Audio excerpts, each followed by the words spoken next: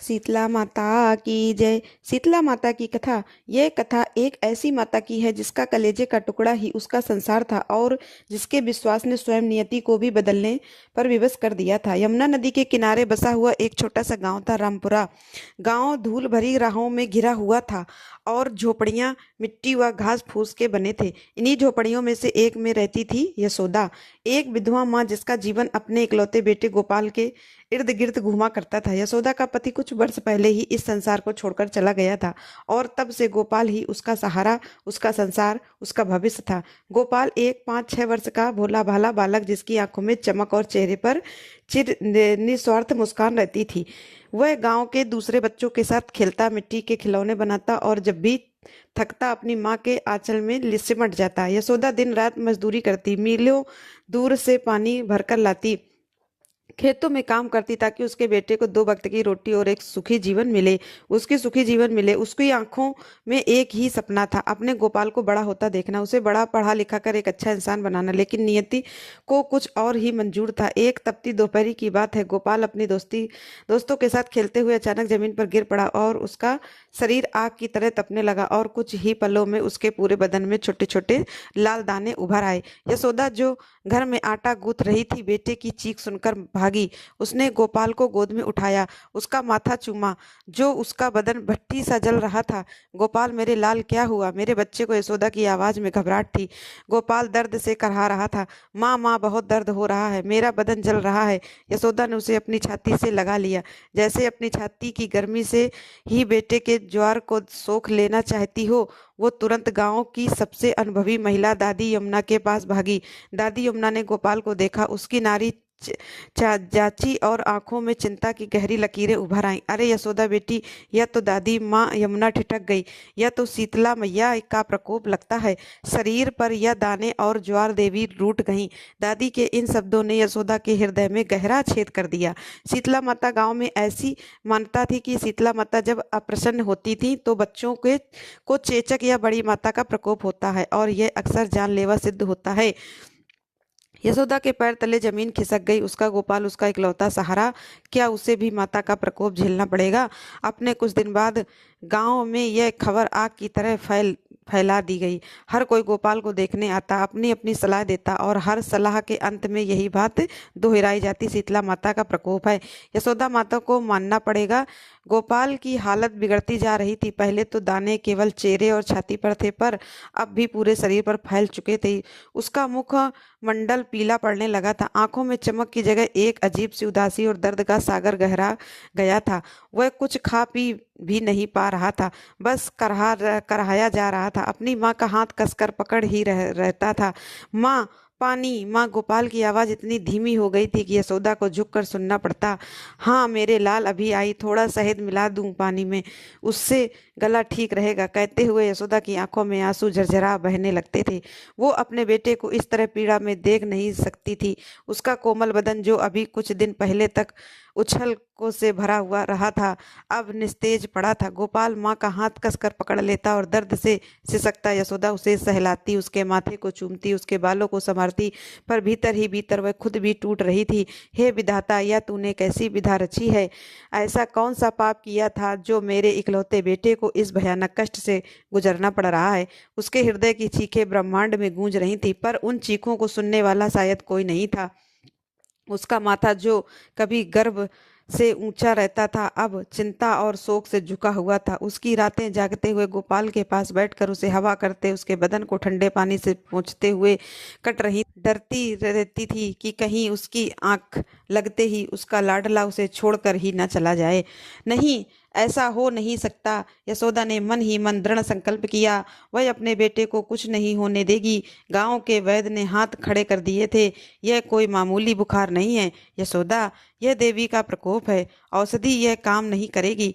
तुम्हें देवी को मानना होगा, उनकी पूजा करनी होगी, उनसे अपने बेटे की क्षमा याचना करनी होगी। वैद्य की बात ने यशोदा के हृदय में एक नई आशा जगाई, पर साथ ही भय भी गहरा दिया। देवी को मानना कोई साधारण बात नहीं थी। अगले दिन सुबह यशोदा गांव के मंदिर में गई, पंडित जी से विनती की। पंडित जी ने कहा, यशोदा, तुम्हें शीतला माता का व्रत रखना होगा। यह व्रत बहुत कठिन होता है। तुम्हें निर्जला उपवास करना होगा, ठंडे पानी से स्नान करना होगा और एक विशेष प्रकार की पूजा करनी होगी। जब तक माता प्रसन्न नहीं होती तुम्हें हार नहीं माननी। यशोदा ने बिना एक पल सोचे अपने आंचल से अपनी सारी जमा पूंजी निकाली और पंडित जी के चरणों में रख दी। आप जो कहें पंडित जी, मैं सब करूंगी, बस मेरा गोपाल ठीक हो जाए।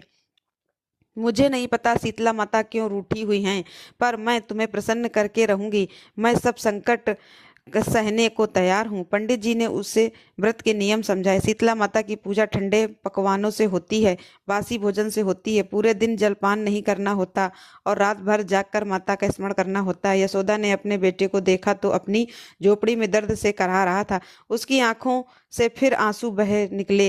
हे विधाता, कैसी परीक्षा ले रहा है। मेरी एक माँ के लिए अपने भूखे प्यासे बच्चे को देखकर व्रत करना, इससे बढ़कर और क्या पीड़ा हो सकती है। लेकिन उसकी ममता ने उसे बल दिया। उसने दृढ़ता से सिर हिलाया। उसने अपने पड़ोसी से थोड़ा सा चावल और गुड़ धार लिया। रात को उसने ठंडे चावल और गुड़ की खीर बनाई, जो अब उगले अगले दिन माता को चरा भोग लगाना था। उसके हाथ कांप रहे थे, मन में हजारों सवाल उठ रहे थे, पर एक ही लक्ष्य था, गोपाल की सलामती। माँ, तूने खाना खाया? गोपाल ने अपनी दुर्बल आवाज से पूछा। यशोदा ने अपने आंचल से आंसू पोंछे और एक मुस्कुराहट चेहरे पर लाई। हाँ मेरे लाल, मैंने खा लिया। तू चिंता मत कर, तू ठीक हो जाएगा, बहुत जल्द ठीक हो जाएगा। उसने गोपाल के माथे पर हाथ फेरा। उसका बदन अभी भी आग की तरह तप रहा था। गोपाल को तो कुछ खिला भी नहीं सकती थी, बस थोड़ा सा पानी वह भी मुश्किल से पी पा रहा था। यशोदा भीतर ही भीतर जल रही थी, पर बाहर से पत्थर सी अक थी। अगले दिन यशोदा सुबह ब्रह्म मुहूर्त में उठी, ठंडे पानी से स्नान किया, जिससे उसके शरीर में एक कपकपाती सी दौड़ गई, पर उसने अपने मन को मजबूत रखा। उसने मंदिर जाकर शीतला माता के सामने दीपक जलाया, ठंडे पकवान अर्पित किए और हर रोज जोर का प्रार्थना करने लगी। उसकी आंखों में अश्रुधारा बह रही थी, पर उसकी आवाज में एक दृढ़ संकल्प था। हे माता, हे जगजननी, मेरे गोपाल को क्षमा करो। अगर उसने अनजाने में कोई पाप किया हो तो मुझे क्षमा करो। मैं उसकी माँ हूँ, मैं ही उसका सहारा, कष्ट झेलने को तैयार हूँ। मेरे बेटे को जीवन दान दो। माता, मेरा संसार उजाड़ने से पहले मुझे उजाड़ दो। गांव की औरतें जो मंदिर में पूजा करने आई थी, यशोदा की हालत देखकर दुखी हो गईं। वे जानती थी कि एक माँ अपनी संतान के लिए क्या क्या सह सकती है। उन्होंने यशोदा को शांति दी, पर उनका मन तो गोपाल की झोपड़ी में अटका हुआ था। उस झोपड़ी की ओर चल पड़ी। हर कदम पर उसके मन में गोपाल का चेहरा घूम रहा था। रात घिर आई थी, गांव में चारों ओर शांति थी, पर यशोदा की झोपड़ी में मौत और जीवन के बीच की लड़ाई चल रही थी। गोपाल की हालत और बिगड़ गई। उसके शरीर पर दाने अधिक गहरे हो गए थे और वह अब केवल हल्की हल्की सांस ले पा रहा था। यशोदा उसके पास बैठी थी। निर्जला व्रत के कारण उसका गला सूखा था, शरीर भी ऊर्जा नहीं थी, पर उसकी ममता ने उसे थाम रखा था। गोपाल, मेरे बच्चे, आंखें खोल, माँ को देख। यशोदा ने बेटे को धीरे से हिलाया। गोपाल ने अपनी आंखें हल्की सी खोली। उसकी दृश्य धुंधली थी। माँ, मुझे नींद आ रही है। उसकी आवाज लगभग सुनाई नहीं दे रही थी। नहीं मेरे लाल, तू सो मत, तू मुझसे बात कर, तू मुझे अपनी कहानियां सुना, तू मुझे बता तुझे क्या चाहिए, मैं अभी लाती हूँ, बस तू सो मत। तू मेरे ऐसे मत कर मेरे बच्चे। यशोदा का गला सूख रहा, झोपड़ी की दीवारों से टकरा कर वापस लौट रही थी। उसने गोपाल का हाथ पकड़ा, जो अब ठंड ठंडा पड़ने लगा था। नहीं नहीं, ये नहीं हो सकता। हे शीतला माता, मेरी पुकार सुन। आज रात ही मुझे मेरे बेटे को ठीक करके दिखा, अन्यथा मैं इसी झोपड़ी में अपने प्राण त्याग दूंगी। मेरा जीवन मेरा नहीं, या मेरे बेटे का है। अगर वह नहीं तो मैं नहीं। यशोदा ने अपनी सारी शक्ति समेटकर प्रार्थना की। उसके शरीर का हर रोम, हर कर कष्ट हर कर बस एक ही प्रार्थना कर रहा था। वह गोपाल के सिराने बैठी, उसे अपनी गोद में लिटा लिया। उसकी आंखों में आंसू रुकने का नाम नहीं ले रहे थे। उसके मन में अपने पति की याद आई, जिसने उसे और उसके बच्चे को अकेला छोड़ दिया था। हे देव, मुझे अकेला क्यों कर दिया? अब तो मेरा बच्चा भी मुझे दूर जा रहा है। कैसी परीक्षा है यह, एक माँ और एक इसके इकलौते बेटे के बीच। यह कैसी अग्नि परीक्षा। रात गहरा गई। गोपाल की सांसें और धीमी होती गईं। यशोदा को लगा कि हर सांस के साथ उसका बेटा उससे दूर जा रहा है। उसकी आशा की ठोड़ ढूंढती जा रही थी, पर ममता ने उसे कसकर पकड़े रखा। वो अपने दिल की गहराइयों से अपने कलेजे के टुकड़े के लिए पुकारती रही।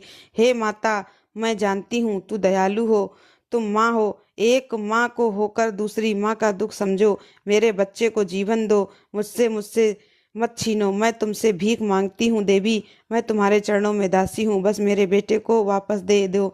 उसकी आवाज में ऐसी पीड़ा थी, ऐसा मार्मिक पुकार थी कि पत्थर भी पिघल जाते। झोपड़ी के भीतर एक अजीब सी शांति छा गई। गोपाल ने एक हल्की सी सांस ली और फिर उसकी सांसें लगभग थम सी गईं। यशोदा का हृदय थम गया। उसने अपनी आंखों में कसकर बंद कर लिया और एक अंतिम हृदय विदारक चीख उसके हलक में अटकी रह गई। उसने अपने बेटे को कसकर अपनी छाती से लगा लिया, जैसे उसे अपने भीतर समा लेना चाहती हो, ताकि वह उसे हमेशा के लिए अपने पास रख सके। यशोदा ने अपनी आंखें बूंद रखी थी। उसकी शरीर में अब जरा भी शक्ति नहीं बची थी। वह बस अपने बेटे को निष्प्राण से शरीर को पकड़े बैठी थी। उसी क्षण झोपड़ी में एक अद्भुत प्रकाश फैल गया। वह प्रकाश इतना शीतल और दिव्य था कि यशोदा ने धीरे से अपनी आंखें खोली।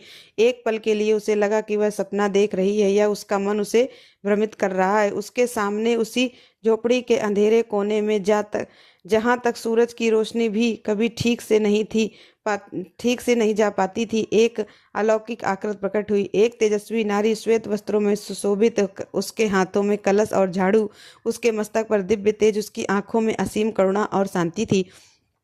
वह स्वयं शीतला माता थी। यशोदा ने अविश्वास से उन्हें देखा। उनकी जुबान लड़खड़ा गई। कब शरीर कांपने लगा। वह कुछ बोल नहीं पा रही थी, बस उनके चरणों में गिरना चाहती थी। बस उसके शरीर में जरा भी हलचल करने की शक्ति नहीं थी। माता शीतला ने अपनी दिव्य वाणी में कहा, पुत्री मेरी बेटी यशोदा, भयभीत न हो, मैं तुम्हारी पुकार सुनकर आई हूँ। यशोदा की आंखों में फिर से आंसू भर आए, पर इस बार वे भय से विद बल्कि असीम श्रद्धा और कृतज्ञता से, हे माता, हे जगत जननी, आप साक्षात यहाँ माता शीतला मुस्कुराएं। उनके मुस्कान में मेरे पूरे ब्रह्मांड का सुकून था। उन्होंने अपने एक हाथ से यशोदा के सिर पर हाथ फेरा और अपने दूसरे हाथ से गोपाल को स्पर्श किया। जिस क्षण उसका हाथ गोपाल को लगा, यशोदा ने महसूस किया कि गोपाल का शरीर तुरंत शीतल होने लगा, दाने गायब होने लगे थे और उसकी सारी सांसें सामान्य होने लगी थी। माता ने फिर कहा, बेटी, मैं तुम्हारी सच्ची भक्ति से प्रसन्न हुई। तुमने एक माँ की तरह अपने पुत्र के लिए जो तप किया वह अतुलनीय है। तुम्हारी श्रद्धा, तुम्हारा प्रेम और तुम्हारी निष्ठा ने मुझे यहाँ आने पर विवश किया। फिर माता ने अपनी दिव्य वाणी में वह अमर सत्य कहा जो सदियों में गूंजता आ रहा है और भविष्य में भी गूंजता रहेगा। भक्ति सच्ची हो तो रोग भी दूर हो जाता है। यशोदा के कानों में यह शब्द अमृत की तरह खुल गए। उसे यकीन नहीं हो रहा था कि यह सब सच है। माता ने उसे सांत्वना दिया, उसे आशीर्वाद दिया और फिर धीरे धीरे उसी प्रकाश पुंज में विलीन हो गई, जैसे वह कभी थी नहीं। झोपड़ी में फिर से पहले जैसा अंधेरा छा गया, पर यशोदा के हृदय में आशा और विश्वास का एक नया सूरज उगाया। वे गोपाल को अपनी गोद में लिए बैठी रही। उसका शरीर अब सामान्य था, सांसें गहरी और नियमित थी, दाने पूरी तरह से गायब हो चुके थे, मानो कभी थे ही नहीं। यशोदा ने अपने बेटे के माथे को छुआ। कोई बुखार नहीं था। वह शांत भाव से सो रहा था, जैसे उसे कभी कोई बीमारी हुई ही नहीं। यशोदा को लगा कि यह कोई सपना था, पर उसके हृदय में शीतला माता के दर्शन की स्मृति और दिव्य वाणी के शब्द जीवन थे। उसकी आंखों में एक अजीब सी चमक थी, एक ऐसी शांति थी जो उसने अपने जीवन में पहले कभी महसूस नहीं की थी। वह रात उसके जीवन की सबसे लंबी और भयानक रात थी। उसने एक माँ की शक्ति को पहचाना और उसने उस सनातन सत्य को समझा कि जब भक्ति सच्ची होती है तो कोई भी बाधा, कोई भी रोग, कोई भी दुर्भाग्य टिक नहीं पाता। अगली सुबह जब सूरज की पहली किरणें रामपुरा गांव की झोपड़ियों को छू रही थी, यशोदा अपनी झोपड़ी में बैठी थी, अपने बेटे को सिरहाने निहार रही थी। आंखों में अब कोई डर नहीं था, कोई चिंता नहीं थी, अब असीम प्रेम और कृतज्ञता थी। गोपाल ने अपनी आंखें खोली। उसकी आंखें अब साफ थी, चमकती। गोपाल ने अपनी माँ को देखा और मुस्कुराया, माँ, मुझे बहुत अच्छी नींद आई, मैं ठीक हो गया। यशोदा अपने कानों पर विश्वास नहीं किया। उसने गोपाल को कसकर गले पर से लगा लिया और उसकी आंखों से खुशी के आंसू बह निकले। मेरे लाल, मेरा गोपाल तो ठीक हो गया। उसने गोपाल के माथे पर, गालों पर, बालों पर और चूमने लगी। गोपाल उछल कर बैठ गया। अम्मा मुझे भूख लगी है, क्या खाने को दो। यशोदा की आंखों में खुशी के आंसू बहते जा रहे थे, लेकिन उसके चेहरे पर अब एक नई चमक थी। हाँ मेरे लाल, सब है मेरे पास। मैं अभी तेरे लिए गरम गरम खाना बनाती हूँ। उसने गोपाल को अपनी गोद में उतारा और वह झोपड़ी के बाहर भाग गया, जैसे कभी बीमारी नहीं थी। गांव के लोग सब सुबह अपनी दैनिक दिनचर्या के लिए उठे तो उन्होंने एक अद्भुत दृश्य देखा। गोपाल जो पल पल रात तक मृत साया पर पड़ा था, अब गांव के बच्चों के साथ खेल रहा था, हंस रहा था, दौड़ रहा था। उसके शरीर पर चेचक के एक भी निशान नहीं थे, जैसे वो बीमारी उसे कभी छू ही नहीं पाई। गांव वालों की आंखें फटी की फटी रह गईं। अरे यह गोपाल है, हाँ वही गोपाल है। गांव वालों ने यशोदा की भक्ति को प्रणाम किया और शीतला माता की महिमा का बखान करने लगे। यह तो माता चमत्कार है। यशोदा की सच्ची भक्ति ने माता को प्रसन्न कर दिया। पूरा गांव शीतला माता की जय जयकार करने लगा। यशोदा की कथा दूर दूर तक फैल गई। लोग दूर से गांव की आकर उस झोपड़ी को देखने लगे जहां माता ने दर्शन दिए थे। यशोदा को कल तक एक गरीब और लाचार माँ थी, आज विश्वास और भक्ति की प्रतीक बन गई थी। इस कथा ने यह प्रमाणित कर दिया कि सनातन धर्म की भूमि पर जहाँ माँ के हृदय में अटूट श्रद्धा होती है, वहाँ स्वयं ईश्वर भी नतमस्तक हो जाते हैं। साथियों, इसी के साथ माता प्रेम शीतला से की बोलिए यह पावन शीतला व्रत माता कथा पूर्ण की होती जय। है स्कंद और पुराण में सभी देवी माता शीतला भगवती माता का शीतला देवी महत्व के बताया चरणों में गया है, प्रार्थना इसलिए करते चैत्र हैं महीने के कि कृष्ण उनकी पक्ष की दिव्य अष्टमी कृपा तिथि पर इनकी आप पर पूजा और व्रत किया सदा जाता है। बनी रहे, अक्सर सभी पर शीतला बनी माता की रहे। पूजा बोलिए चैत्र मास के शीतला कृष्ण पक्ष माता की सप्तमी की तिथि से ही जय। प्रारंभ हो जाती है, क्योंकि शीतला माता